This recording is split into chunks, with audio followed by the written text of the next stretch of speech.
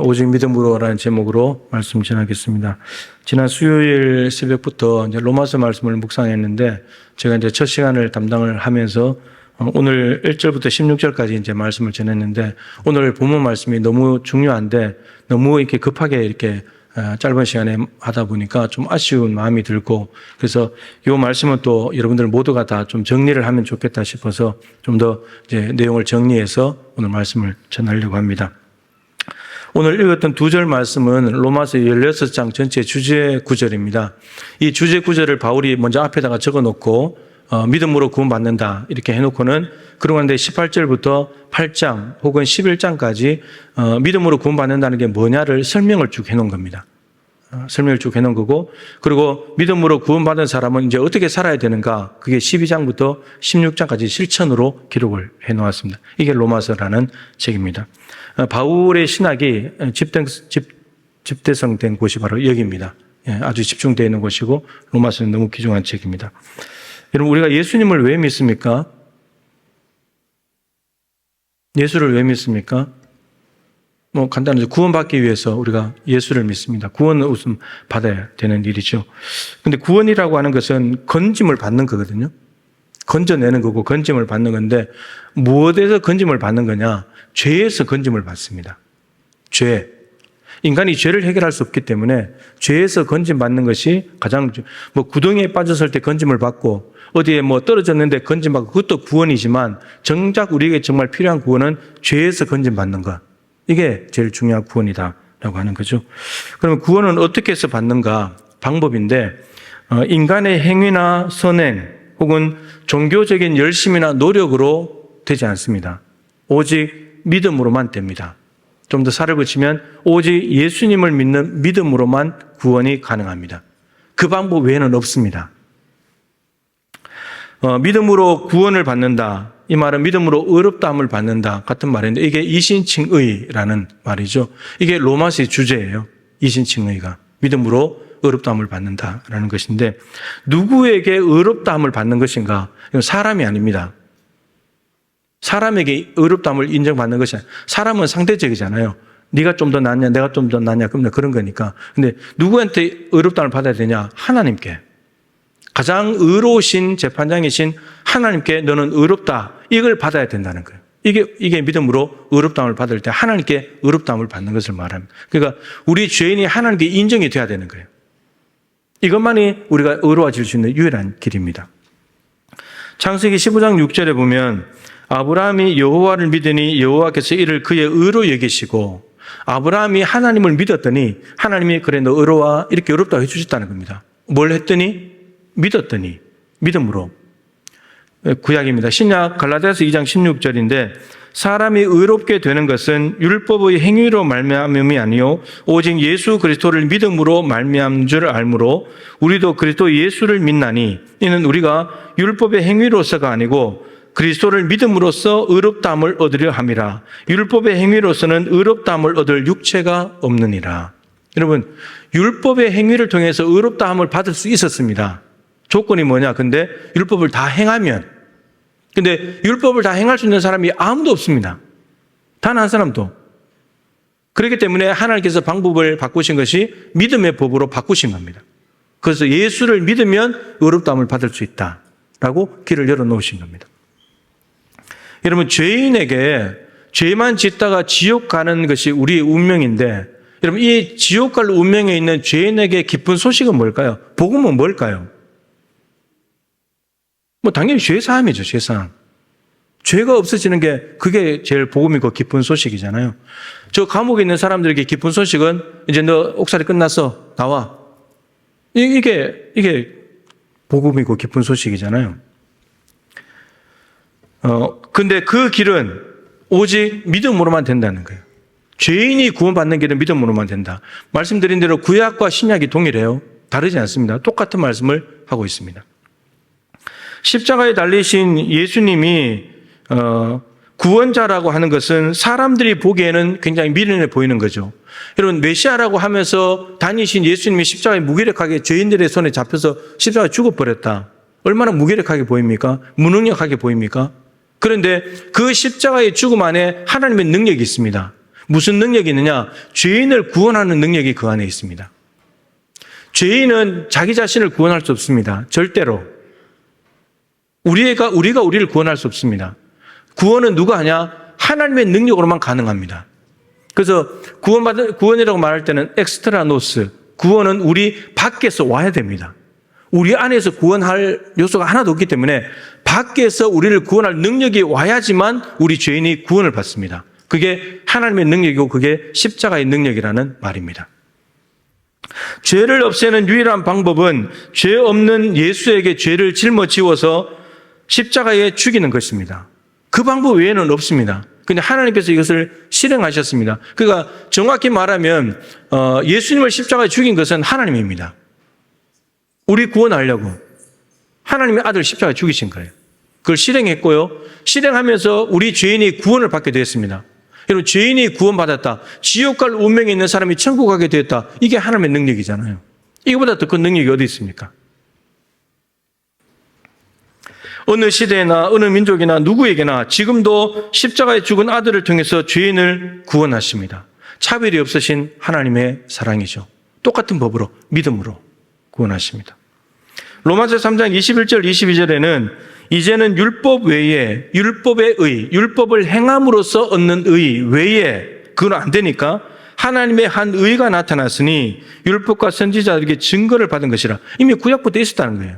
하나님의 의가. 근데 그 의가 뭐냐면 예수 그리스도를 믿음으로 말미암아 모든 믿는 자에게 미치는 하나님의 의인이 차별이 없느니라. 여러분, 하나님의 의라는 말은 하나님 앞에서 통용되는 의, 하나님께서 보실 때 너 의롭다고 인정할 수 있는 의가 뭐냐면 예수 그리스도를 믿음으로 말미암는 의예요. 그것만이 하나님 앞에 통해요. 다른 어떤 선행을 열심히 하고 내가 종교적인 열심을 가지고 착한 일을 많이 하고 구제를 많이 하고 봉사 많이 했다고 해서 그걸 가지고 하나님 나 이렇게 의롭게 살았어요. 나 의롭다고 인정해 주세요. 안 된다는 말이에요. 예수 그리스도를 믿는 거 그것만 의로 여기신다는 거예요. 그래서 공평하잖아요. 누구나 다 예수 믿는 믿음 안에 열려져 있으니까 공평하잖아요. 모든 믿는 자에게, 여러분 모든 사람들에게 이 예수님으로 말미암는 의는 열려져 있어요. 보편성이에요. 근데 믿는 자에게만 제한적이죠. 근데 믿는 자는 모두 다 그 차별이 없어요. 믿는 사람이라면 그 사람의 신분과 지위와 부와 뭐 능력이 어떻든지 간에 다 구원하시는 거예요. 믿음으로 구원을 받는다. 예수님을 믿음으로 의롭게 된다라고 하는 이 이신칭의는 두 가지 의미를 가지고 있습니다. 여러분 이거 정리를 잘 하시면 좋겠어요. 두 가지 의미예요. 이신칭의 두 가지 의미. 첫 번째는 법정적인 의미예요. 법정적인 개념입니다. 여러분 법정은 유죄와 무죄를 갈라놓는 거예요. 의롭게 판단하는 거니까. 이게 법정적으로 하나님께서 의로우신, 가장 의로우신 재판장이신 하나님께서 죄인에게 너 죄 없어. 이게 선고하는 거예요. 원래는 유죄인데 너 이제 죄 없어라고 무죄 선고를 하시는 거예요. 법정으로. 그래서 재판장이 저 피의자한테 너 죄 없어 해버리면 끝나는 거예요. 가장 의로우신 분이 의롭다고 했으니까. 이게 법정적으로 이신칭의라는 의미예요. 근데 무엇을 보시고 죄 없다고 하시는가? 그 죄인의 무엇을 보시고 그 사람이 열심히 살아온 거, 열심히 뭐 봉사한 거, 그런 거 아무 필요 없어요. 하나님이 보시는 것은 예수가 있냐 이거예요. 예수를 믿냐는 거예요. 네 마음에 예수를 믿냐? 그러면 내가 하나님이 예수가 있는 걸 보시고는 너 무죄 이거 주신다는 거예요. 아무리 이 땅에서 죄 안 짓고 선하게 살아도 하나님 보실 때는 유죄예요. 근데 아무리 죄를 많이 짓고 살고 정말 악하게 살아도 예수가 있다 무죄예요.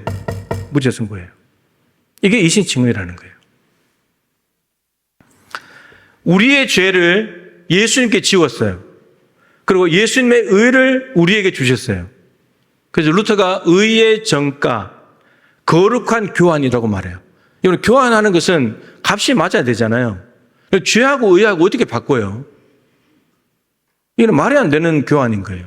근데 죄를 예수님께 드리고 예수님의 의를 우리가 가져왔어요. 이게 거룩한 교환이 일어났어요. 그래서 여러분 우리에게 이신칭의 무죄 선고가 가능하게 된 거예요. 제가 유튜브를 보다가요. 몇 년 전에 다니엘 기도회 강사로 나왔던 분인데 여러분 기억하실지 모르지만 에베소서 1장 7절에 예수님께서 속량, 그 죄사함이라는 일을 이루신 것, 로마의 노예 제도를 비롯해서 아주 자세하게 풀어주신 이지용 목사님 강사로 있었습니다. 엄청나게 말을 빨리 하신 분인데, 근데 그분 설교를 이렇게 우연히 듣게 되는데 그분이 무슨 얘기를 하냐면 구약 성경에 짐승을 잡아서 드리는 제사 있잖아요. 그 제사에 관해서 정말 말씀을 가지고 연구를 해서 지금도 말씀으로 훈련하는 사람들이 실제로 양을 데리고 와서 죽이는 걸 한다는 거예요. 실제로 구약 제사를 해본다는 거예요. 그리고 그 레위기에 나온 제사를 공부를 해서 미국에 가서 유대인들에게 구약의 제사를 너무 잘하고 있는데 유대인들에게 그것을 검증을 받고 오히려 그들에게 강의를 한다는 거예요. 유대인이 강의를 해야 되는데 거꾸로 한국 사람이 가서 유대인들에게 제사 강의를 하는 거예요. 그런데 다 검증받은 내용인데 이걸 이야기하더라고요. 레위기에 보면 제사가 어떻게 진행되냐면 죄를 지은 사람이 하나님께 제사를 드릴 때는 6가지 단계가 있습니다. 첫 번째는 제사하는 사람이 짐승을 데리고 와요. 소든지 양이든지. 이게 이제 봉헌하는 거죠. 봉헌. 짐승을 데리고 옵니다. 그러면은 그 다음에는 뭘 하냐면 회막 문 앞에 갔을 때 안수를 합니다. 안수는 제사하는 사람이 안수하는 거예요. 안수하고 난 뒤에는 어떻게 하냐? 이 양을 도살해요. 죽여요. 이런 도살은 누가 하는 거죠? 도살은 누가 하는 거예요? 얼핏 생각하면 우리 제사장이 할 것 같잖아요. 아니요. 제사하는 사람이에요. 여러분들이 지금 구약으로 말한다면 양을 데리고 왔다면 여러분들이 저 문 입구에서 양을 직접 잡는 거예요. 칼로 찔러가지고. 근데 이거 생각해 보세요. 우리가 글로 읽어서 그런데 여러분 정말 숙련된 사람은 한 번 딱 찌르면 양이 죽는데요. 근데 이게 어설프게 찌르는 사람은 최소 2-3번 찌르고 아니면 6-7번 찔러야 된대요. 그럼 어떻게 되겠습니까? 양이 6-7번 찔러대면 주사 맞을 때 이거 간호사들 잘 못 찾아서 2번, 3번 찌르면 얼마나 화가 납니까? 근데 양을 6-7번 칼을 찌르면 양이 막 뛰고 난리 나겠죠? 그러면 피가 튀고, 피 튕기고, 피 비린내가 나는 현장이 제사 드리는 현장이에요. 우리 글로 읽어서 안 느껴지잖아요. 근데 그거 실제로 해본다는 거예요. 근데 그거 찔러서 양에게 피가 나오잖아요. 그럼 피를 받아요. 그 피를 받아서 그 다음은 제사장이 이 피를 가져가서 제단 뿔에 바르고 번제단에 뿌려요. 이게 제사장이 하는 일입니다. 피 뿌리는 것은. 그리고 피가 다 뿌리고 난 뒤에는 뭐하냐? 이 제사하는 사람이 이 양을 잡아요. 각을 뜨고 껍질 벗기고 각을 다 뜨고 해야 돼요. 그러면 그것을 다시 제사장이 가져가서 번제단 위에서 불을 사릅니다. 이게 제사 6가지 단계예요. 근데 이 과정 속에 제일 중요한 것이 뭐냐면 안수하는 거예요. 안수를 빼버리면 일반적인 도살하고 다를 바가 하나도 없는 거예요. 그래서 여러분, 근데 안수의 의미가 뭐죠? 내가 데리고 온 짐승에게 내가 안수하는 것은 내 죄를 이 손을 통해서 전가시키는 거예요. 여러분, 내 죄를 짐승에게 전가시키면 이제 끝난 거죠, 나는.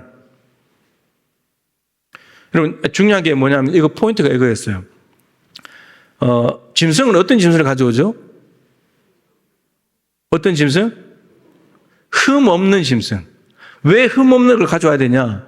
내가 죄인이 안수해가지고 내 죄를 넘겨줬으면 그 짐승의 흠 없음이 나한테 와야 돼요. 그래서 내가 죄를 짊어지면 그 짐승은 내 죄를 짊어지고 나 대신 죽는 거고, 그러면서 죄가 없어지지만 이 흠 없음이 나한테 와야 내가 온전한 사람이 되는 거예요. 그러니까 결국은 제사하는 사람이 준비하는 짐승을, 어떤 짐승을 준비하냐는 것은 자신을 위해서 준비하는 거예요. 여러분, 다리에 부러진 짐승 될까요? 병든 짐승 될까요? 흠 있는 거 될까요? 안 되는 거예요. 그래서 짐승은 흠 없는 것으로 최상의 짐승으로 가져가서 제사를 드리는 거예요. 결국 하나님께 태워서 드리는 것이지만 결국 그 제물은 나를 위한 거예요. 만일에 흠 있고 병든 짐승을 가져다 제사를 드렸다, 그럼 내가 온전히 안 되는 거예요. 그 제물이 중요한 거예요. 제물 속에 마음을 담아야 되는 거예요. 중심을 담아야 되는 거예요. 근데 이게 신약으로 넘어오면서 이제 제물이 짐승에서 예수님으로 바뀌어졌죠. 그럼 똑같은 원리예요. 우리의 죄를 예수님께 전가하고 예수님의 의가 우리에게 오는 거예요. 예수님의 흠 없음, 죄 없음이 우리에게 오는 거예요. 의가 우리에게 오는 거예요. 그래서 예수님은 우리의 죄를 짊어지고 십자가 직접 제물이 되셔서 십자가 죽으시는 거고, 그리고 그 예수님의 의를 우리가 받아서 우리는 의롭다함을 얻는 거예요. 죄가 없어지는 거예요. 이게 똑같은 원리예요. 똑같은 원리.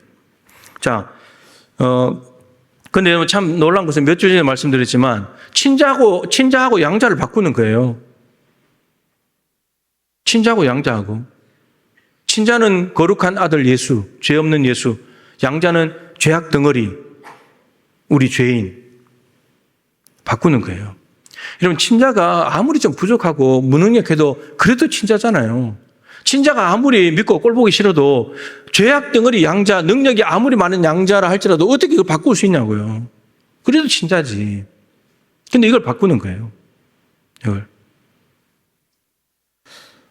이유는 하나예요. 우리 살리려고 그러시는 거예요. 제가 그 동영상을 보고 난 뒤에 생각을 했어요. 잘 듣고 대답해 보세요. 우리에게 있는 죄를 예수님께 전가하면 우리는 이제 죄가 없어지게 된 거죠. 그럼 우리는 의롭나요? 우리 거룩한가요? 구원받을 수 있나요? 어떻게 되는 거예요? 구원돼요, 안 돼요? 의로워지는 거예요? 안 의로워지는 거예요? 그러니까 우리가 이게, 여러분, 아까 인사했잖아요. 구원은 뭘로 받는다? 오직 믿음으로. 근데 그 앞에 살을 좀 붙이면 믿음의 대상이 누구예요? 예수님이잖아요. 그럼 예수님을 믿음으로 구원받는. 만약에 보세요. 내 죄를 예수님께 전가만 하고 끝나버렸다. 그러면 이 말이 무슨 말이 돼요? 예수가 없어도 나 구원되는 거예요.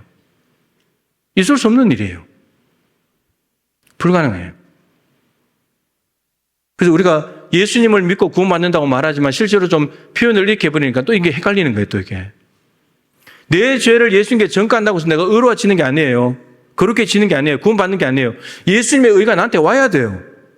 그래야 예수를 믿음으로 구원받는 게 되잖아요. 예수의 의로 내가 의로워지는 게 되잖아요. 내 죄만 넘겨주고 예수님 없어도 된다면 내가 어떻게 구원받아요? 예수 없이. 예수 없이 구원 없어요. 반드시 예수님이 계셔야 돼요. 여러분, 그렇기 때문에 사람들이 자꾸 자기의 노력, 선행을 자꾸 주장하는 거예요. 그렇게 되면 인간의 노력으로 받는 거잖아요. 그럴 수 없는 거예요. 넘겨주기만 했다고 끝이 아니에요. 예수님의 의를 넘겨받아야 돼요. 나한테 와야 돼요. 예수님이 와야 돼요. 그래야 예수 믿음으로 구원받는다는 말이 성립이 돼요. 그리고 또 하나 더. 여러분, 죄는 누구에게 전가해야 됩니까? 옆에 있는 위인한테, 훌륭한 사람한테, 깨끗한 사람한테, 능력 많은 아버지한테 주면 될까요? 그거 안 되는 거예요. 흠 있는 짐승, 아무 짐승에게나 전가하면 안 되듯이, 흠 없는 짐승이어야 되듯이, 흠 없는 예수님이어야만 돼요. 여러분, 우리에게는 죄를 아무리 능력 많고 깨끗하고 투명한 사람에게 전가해줘도 해결 안 됩니다. 왜냐하면 그 사람도 죄인이거든요. 자기 죄 때문에 자기 죄를 감당해야 되는데 어떻게 남의 죄까지 감당해요? 여러분들이 자녀를 아무리 사랑해도 여러분들이 자녀의 죄를 감당할 수 없습니다. 여러분도 죄인이니까. 저도 그렇고. 오직 예수여야만 합니다. 그분께 전가해야만 우리의 죄를 감당하고 해결할 수 있는 분에게 넘겨줘야 됩니다. 엉뚱한 사람에게 넘겨요. 저분들 죄는 하나도 해결될 수가 없습니다. 여러분, 이게 이시칭의의 법정적인 개념이에요. 그러니까 결국 예수님 있어야지만 무조건 우리는 무죄 선고를 받는 거예요. 다른 방법이 없어요. 자, 두 번째 의미는, 이시칭의 두 번째 의미는 관계적인 의미예요. 관계적인 개념이에요. 이게 관계. 로마서 5장 1절이 이걸 잘 설명해 주는데, 그러므로 우리가 믿음으로 의롭다 하심을 받았으니 우리 주 예수 그리스도로 말미암아 하나님과 화평을 누리자. 이런 믿음으로 의롭다함을 받은 사람은 이제 예수님을 통해서 하나님과 화평을 누리게 됐대요. 그럼 이걸 거꾸로 뒤집으면 화평하지 못했다는 거죠. 그전에는 우리가 믿음으로 의롭다함을 받기 전에는 하나님과 화평하지 못했다는 거예요. 왜 화평하지 못했죠? 죄 때문이에요. 죄가 있으니까. 하나님과 우리 사이 원수 관계였잖아요. 죄 때문에.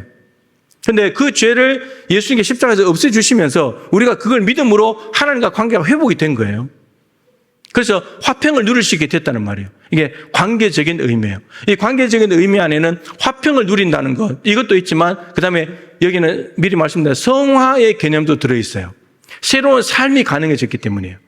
탕자로 이야기한다면 마치 탕자가 아버지와 집을 뛰쳐나갔다가 마음대로 살다가 돌아왔어요. 아버지가 받아줬어요. 이제 화목이 일어난 거예요. 회복이 된 거예요. 아버지와 자녀와의 관계가 화목하게 회복이 된 거예요. 이게 이신칭의 안에 있는 관계적인 개념이에요. 화목하게 됐다. 받아들여 주셨다라는 겁니다. 근데 이렇게 받아들여지고 나면 그 다음은 새로운 삶이 가능해져요. 새롭게 삶을 살아가는 가능해. 그게 성화라는 거예요. 성화의 대표적인 구절이 고린도후서 7장 1절인데 그런즉 사랑하는 자들아 이 약속을 가진 우리는 하나님을 두려워하는 가운데서 거룩함을 온전히 이루어 육과 영의 온갖 더러운 것에서 자신을 깨끗하게 하자. 그런즉 결과잖아요. 7장 1절이니까 6절과 관련되어 있어요. 6절 끝에 보면 무슨 내용이 나오냐면 구원받은 사람은 예수님을 믿음으로 구원받은 사람은 이제 하나님의 성전이 되었다. 하나님의 성전이 될 뿐만 아니라 하나님과 그 사람의 관계는 아버지와 자녀의 관계가 된다. 이 말씀이 있습니다. 근데 이 약속을 가진 우리는 이 아버지와 아들과의 관계가 되는 이 약속을 가진 사람은 이제 어떻게 살아가야 되는가?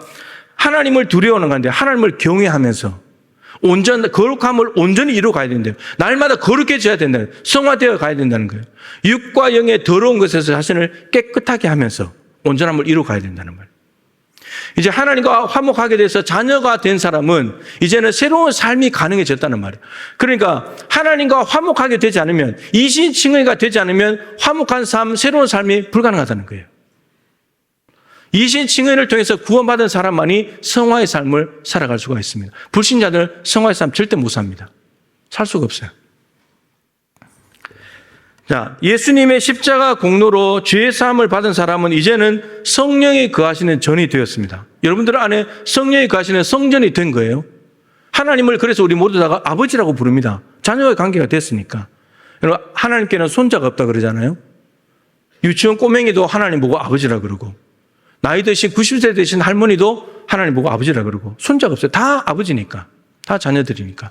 그런 관계가 됐다는 말이에요. 그래서 이제 이 자녀, 하나님의 자녀가 된 사람은 하나님의 자녀답게 이제 살아가야 되는 거예요. 탕자가 돌아온 걸 다시 이야기하면 돌아와서 아버지하고 화목하게 됐죠. 그 화목하게 된다면은 이제 새로운 삶을 사는 거예요. 어떻게? 이젠 탕자가 아닌 거예요. 아버지의 자녀로 아들로 사는 거예요. 이제 허랑방탕한 삶으로 돌아가지 않는 거예요. 이제 아버지 집에서 아버지의 풍족함을 누리면서 아버지의 자녀로서 새 옷을 갈아입었잖아요. 채색 옷 입고 다 옷, 신발, 가락지 끼우고 자녀로 완전히 신분을 바꿔가지고 그러면서 자녀로 살아가는 거예요. 이게 성화의 삶이에요. 이게 이신칭의 안에 있는 관계적인 개념 안에 있는 두 가지 화목하게 되는 것과 새로운 삶이 가능하시다는 것. 이 두 가지 개념이 들어있습니다. 성화는 오늘 17절 말씀에 의인은 믿음으로 말미암아 살리라 이렇게 말했죠. 죄 사함을 받은 의인은 무엇으로 사는가? 믿음으로 사는 겁니다. 그 죄인이 오직 믿음으로 의롭게 되었습니다. 그럼 의롭게 된 사람은 어떻게 살아가는가? 믿음으로 살아가야 된다. 이런 말입니다. 그러면 칭의를 받은 사람은 그 다음에 이제 성화의 삶을 살아가는데 성화도 그러면 뭘로 된다는 거죠? 믿음으로 된다는 말이에요. 예수를 잘 믿어야 성화의 삶을 살아갑니다. 예수 믿어야 죄인이 의롭다함을 받고 의롭다함을 받은 사람이 예수를 잘 믿어야 성화된 삶을 살아갈 수 있다라고 성경은 이야기합니다. 여러분, 예수 잘 믿는다는 것이 뭡니까? 예수 믿어야 성화되는데 예수를 믿는다는 게 뭡니까? 예수를 마음에 영접하는 거예요. 모시는 겁니다. 그리고 그분을 믿는다는 말은 신뢰하는 거잖아요. 의지하는 거예요. 그분에게 순종하는 거예요.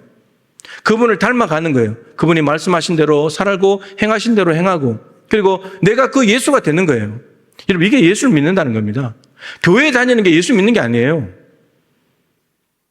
교회 다니는 게 예수 믿는 게 아닙니다. 예수 믿는 건 전혀 다른 이야기예요. 자, 여러분, 말씀과 기도, 이거 외에는 성화될 방법이 없어요. 성령님과 내 안에 계신 성령과 보조를 맞춰 살아가는 거, 이 방법 외에는 성화될 방법이 없어요. 말씀에 순종하지 않고는 성화되지 않습니다. 절대 되지 않아요. 다른 왕도가 없습니다. 시간을 내어서 말씀과 기도에 집중하고 그 시간을 반복적으로 가지면서 계속 가져 나갈 때 그 사람은 성화되어 갑니다. 이 자리를 절대 빼앗기면 안 되는 거예요. 말씀과 기도의 시간을. 그 시간을 빼앗긴다는 말은 그 시간을 무엇인가 양보해버리게 되면 다른 일이 들어왔다는 말이잖아요. 근데 그 다른 일이 들어왔는데 그 일이 말씀과 기도보다도 나를 더 새롭게 하고 나를 더 하나님께 가까이 가게 하냔 말이에요. 그렇지 않는 게 들어올 거란 말이에요. 말씀과 기도보다 더 중요한 게 없으니까. 그러니까 우리는 말씀과 기도를 너무 쉽게 포기해버리고 다른 일을 해버리니까 성화가 안 되는 거예요. 절대 안 변하는 거예요.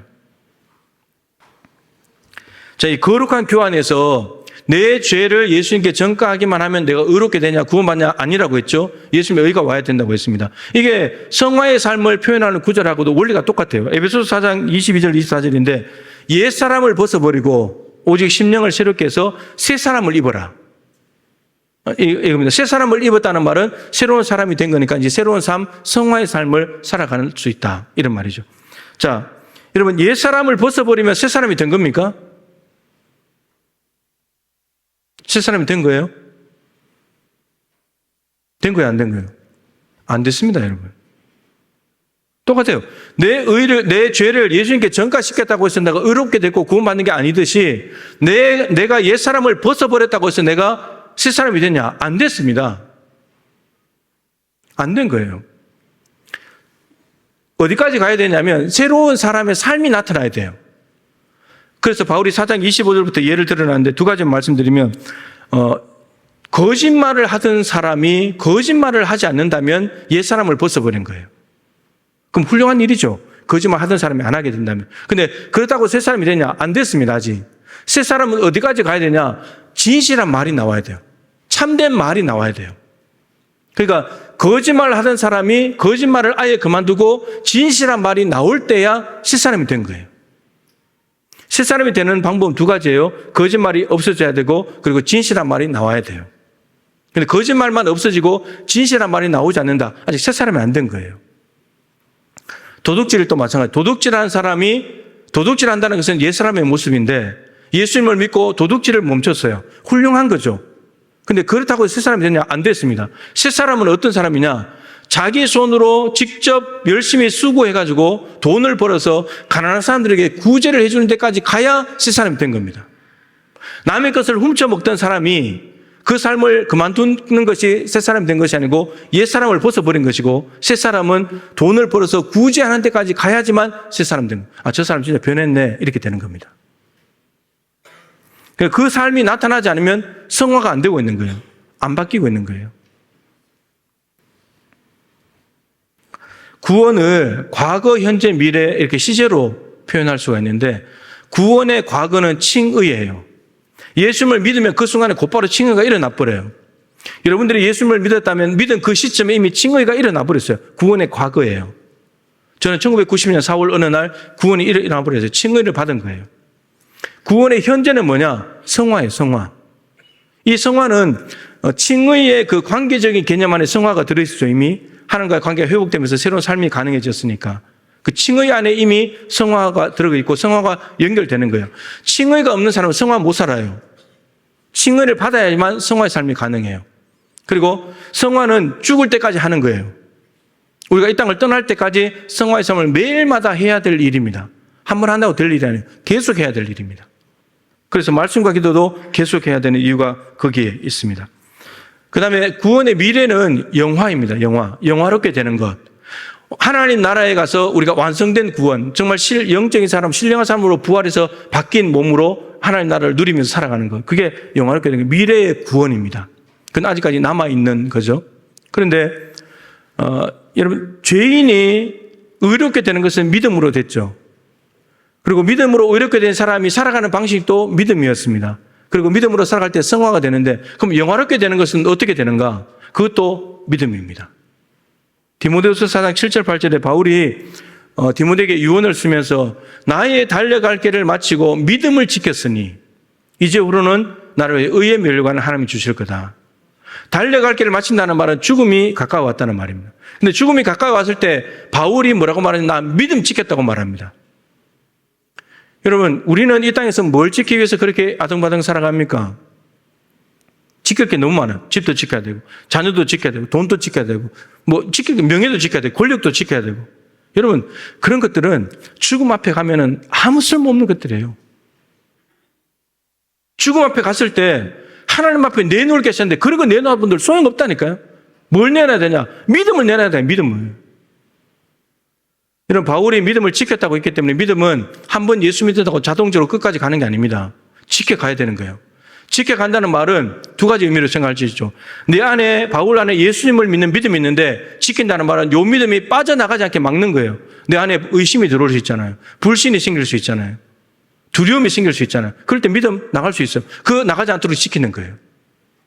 또 하나는 밖에서 오는 거죠. 고난과 박해가 왔을 때 믿음을 흔들 수 있잖아요. 그거 흔들리지 않게 막는 거, 보호하는 거예요. 바울은 지킨 게 아무것도 없어요. 건강 못 지켰어요. 재산도 없어요. 가정도 없어요. 권리 아무것도 없어요. 딱 하나 믿음 지키고 왔습니다. 그 믿음도 안팎으로 오는 것들을 다 이겨내면서 믿음 지키고 왔습니다. 하나님께서 의의 멸류관 주실 거라고. 여러분, 하나님께서 마지막 죽음 앞에 갔을 때 하나님께서 구원하시고 그 사람에게 의의 멸류관 씌워주시는 기준은 이 땅에 있는 것들을 많이 지켰다고 해서 주는 게 아니에요. 그거 가지고 와도 아무리 많아도 의의 멸류관 못 받아요. 하나님이 보시는 유일한 기준은 너 믿음 있냐? 네 안에 예수가 있냐? 그거 보시겠다는 겁니다. 총 정리를 하면 이렇습니다, 여러분.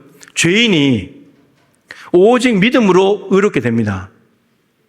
이 의롭게 된 사람은 살아가는 방식이 오직 믿음입니다. 그리고 오직 믿음으로 살아갈 때 성화됩니다. 그리고 성화된 사람이 마지막 영광스러운 마지막 영화의 구원을 얻는 것도 오직 믿음으로만 됩니다. 믿음을 지켜야지만 가능한 일입니다. 그러니까 하나님께서 오직 믿음 안에 칭의, 성화, 영화를 다 걸어 놓으신 거예요. 그러면 이 믿음 하나만 없어지면 세 개 다 없어지는 거예요. 믿음 없이 아무것도 없어요. 아무것도 없어요. 여러분, 교회 다니시지 말고 예수를 믿으십시오. 이 말을 또 착각해가지고 아싸 다음 주부터 교회 안 와야지. 이게 아닙니다, 여러분. 교회 예배당 왔다 갔다 하지 말고 예수를 믿으셔야 된다는 거예요. 교회 다니는 것이 우리에게 칭의를 갖다 주고 성화시키고 영화를 주는 게 아닙니다. 예수를 믿어야 내가 의롭게 되고 성화되고 구원받는 거예요. 종교생활 그만하세요. 종교생활에 시간이 되면 딱 교회 오고 마치면 가고 그게 종교생활이에요. 신앙생활 해야 돼요. 신앙생활이 뭡니까? 신앙 믿는 대로 생활 사는 거예요. 예수를 믿는 대로 살기 위해서 몸부림치며 사는 거예요. 그게 신앙생활인 거예요. 예수님에 대해서 듣기만 하지 말고 오늘 예수님에 대해서 들었다. 듣기만 하지 말고 그 예수를 믿으세요. 듣기만 해가지고는 아무 도움도 안 돼요. 그 예수를 믿어야 그 예수님이 내 예수님이 되는 거고 십자가 내 십자가 되는 거고 부활이 내 부활이 되는 거예요. 입으로 다 예수 믿습니다. 그러지 말고 마음으로 믿으세요. 마음으로. 정말 우리가 마음으로 살아계신 예수님을 믿는다면 내 죄를 없애준 예수님을 믿는다면 우리가 신앙생활을 이렇게 할까요? 이렇게 하겠습니까? 지난 전국 장로회 수련회 한 3,500명인가 모이는 그 장로회 수련, 우리 장로들 몇 분 다녀오셨을 텐데 제가 보니까 박한수 목사님, 제자 광성교회 박한수 목사님이 말씀 전하시더라고요. 교회 안에 무슨 얘기를 해요? 천국과 지옥 이야기를 해요. 천국과 지옥이 있다는 선포를 해야지 이게 사람들이 긴장을 할 텐데 지옥이 있다는 얘기를 안 하니까 긴장이 없는 거예요. 왜 긴장을 안 해요? 왜 밖에 나가서 예수를 전할 수 없냐? 복음이 없으니까 교회 안에. 예수를 믿는다고 말을 하는데 예수 안 믿는 거예요. 지옥 이야기, 구더기도 죽지 않고 불도 꺼지지 않는다. 이게 우리 글로 읽었을 때 실제로 그게 있다면 어떻겠습니까, 여러분?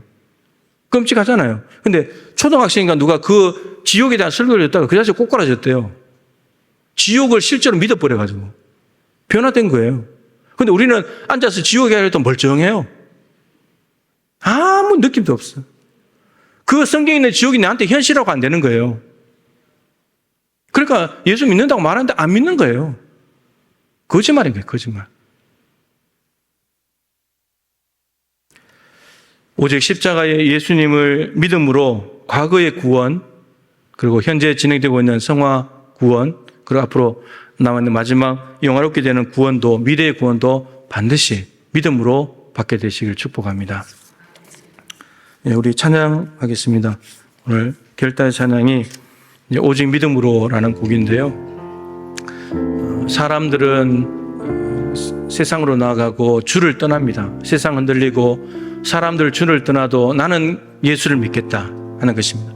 지금 예수 믿는 사람들이 많이 세상으로 나갔습니다. 교회 안에 문제가 있기도 하지만 세상이 위협을 합니까? 예수 믿는다고 박해를 합니까? 다 그냥 예수 떠나는 거예요. 나를 구원하실 분은 그분밖에 없는데. 나를 하나님 나라에 데려가실 분은 그분밖에 없는데 다 그분 떠나는 거예요. 뭐 좀 힘든 일이 있다고 서운하다고 떠나는 거예요. 예수님이 무슨 잘못을 했습니까? 아무 잘못도 없잖아요. 그저 우리 구원하려고 십자가 죽으신 것밖에 없는데, 근데 예수 안 믿고 다 떠나버리는 거예요. 자기 욕심을 따라서 편한 대로. 우리 찬양하십시다. 우리의 믿음을 돌아보면서 찬양하면 좋겠습니다. 세상 흔들리고 세상 흔들리고 사람들은 변하여도 나는 주를 섬기리. 주님의 사랑은 영원히 변하지 않네. 나는 주를 신뢰해. 오직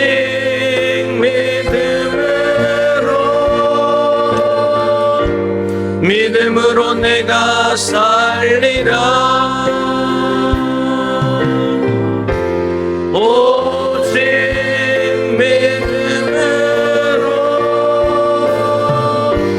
믿음으로 내가 살리라. 2절 찬양합니다. 믿음은 들리고 사람들 주를 떠나도 나는 주를 섬기리. 주님의 나라는 영원히 쇠하지 않네. 나는 주를 신뢰해. 오직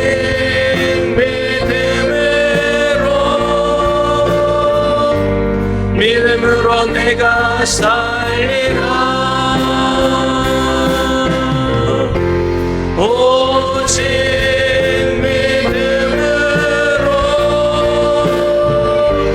믿음으로 내가 오직 의인은 오직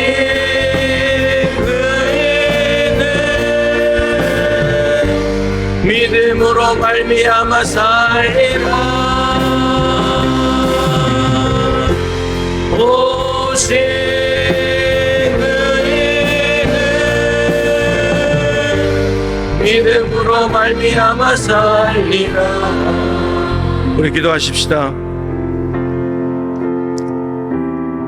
하나님께서 받아주시는 죄인은 예수 그리스도를 믿는 사람이면 누구나 받아주십니다.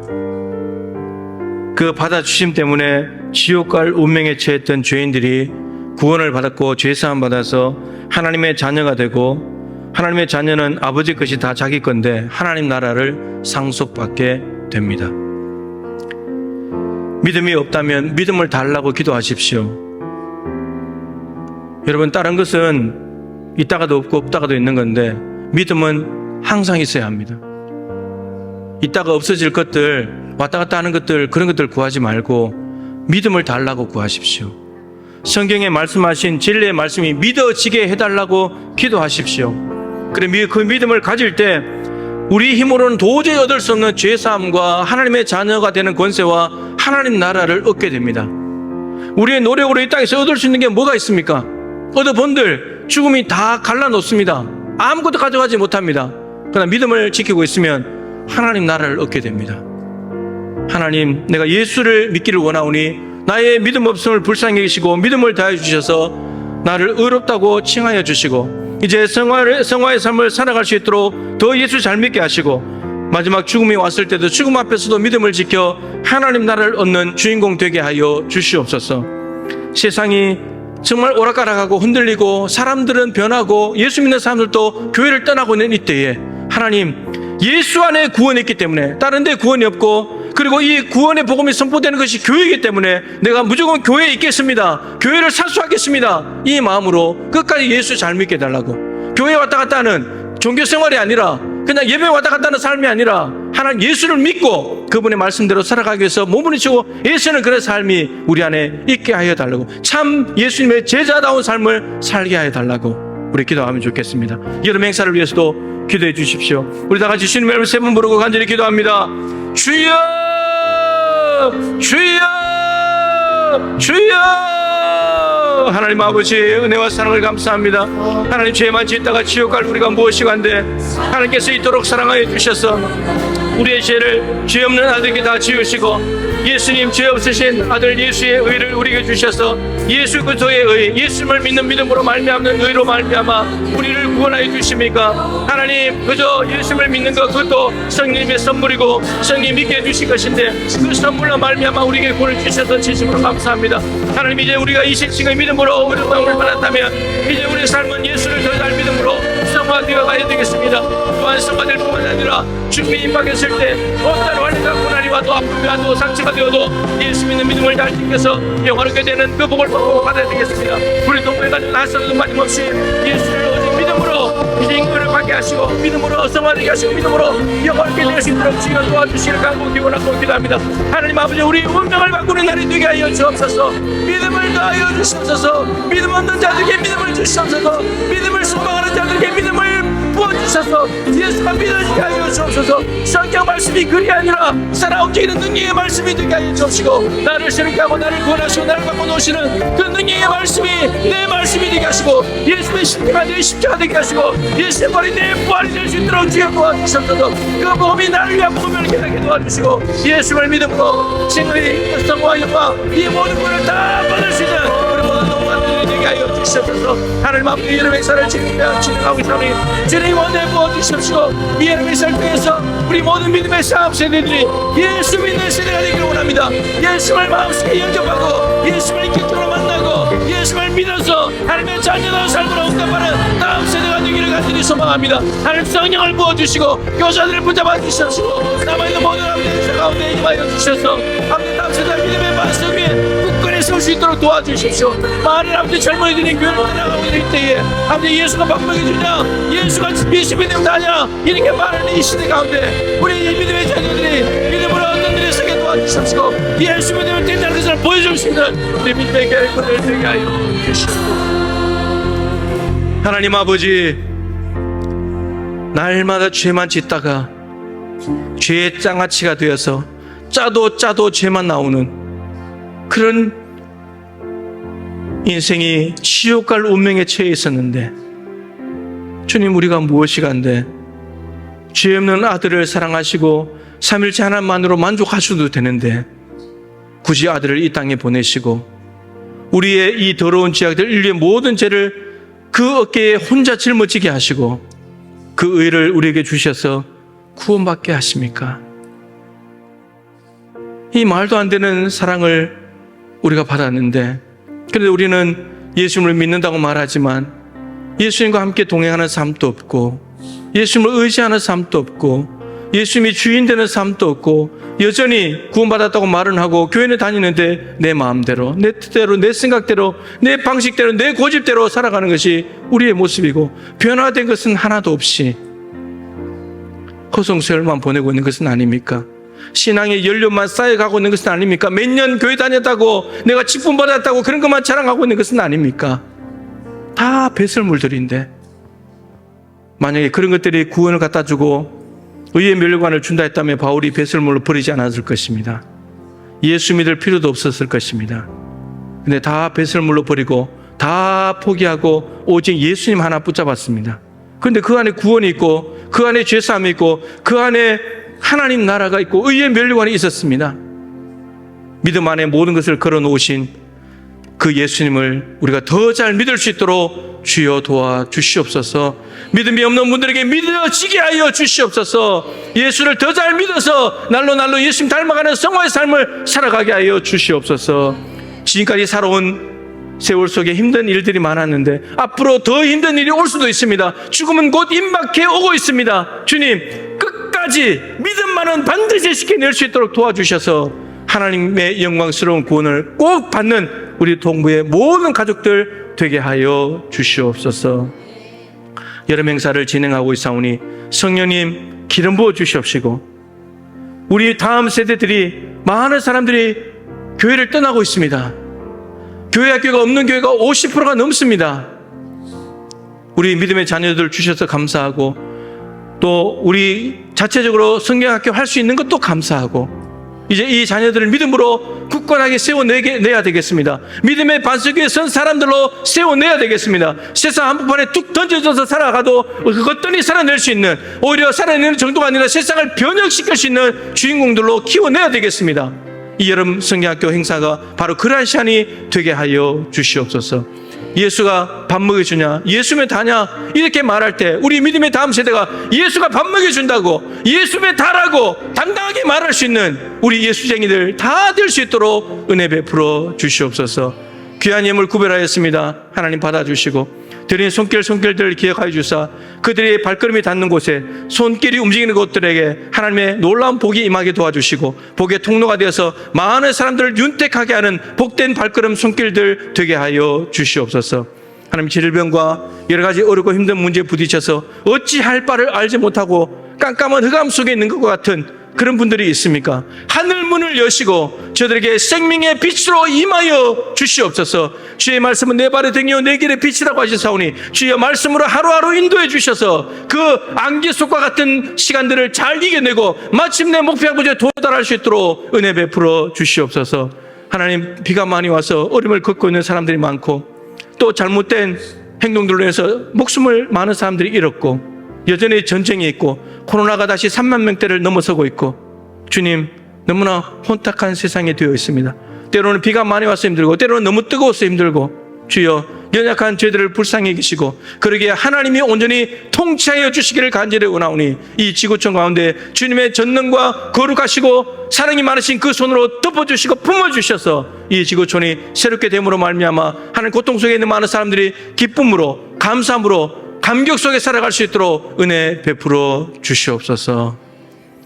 지금은 구주 예수 그리스도의 크신 은혜와 우리 하나님 아버지의 측량할 수 없는 사랑하심과 보혜사 성령님의 교통하시며 충만하심이 오직 예수 그리스도를 믿음으로 칭이 되고 승화되고 그리고 영화롭게 되어서 하나님 나라의 모든 복을 받아 누려야 될 사랑하는 동부의 가족들 한 분 한 분 머리 위에 흩어져 살아가는 모든 자녀 손들, 그 가정들까지 교회가 계획하고 실행하고 진행하는 모든 예배와 모임 행사 가운데 항상 함께하여 주시기를 간절히 축원하옵나이다. 아멘.